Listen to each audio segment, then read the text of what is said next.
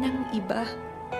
Tanggapin mo na kahit na kailan ay hindi siya mapapasayo, na kahit na minsan ay di niya pinangarap maging kayo.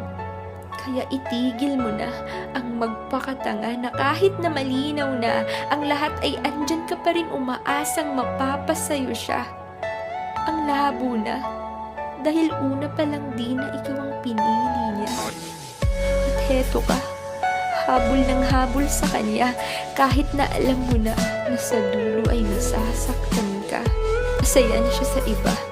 Kaya itigil mo nang magmakaawa kasi di ka kaawa-awa na nanglili mo sa pagmamahal na kahit kailan ay di mapapasayo. Na kahit na ang mundo ay di sang-ayon sa nararamdaman mo.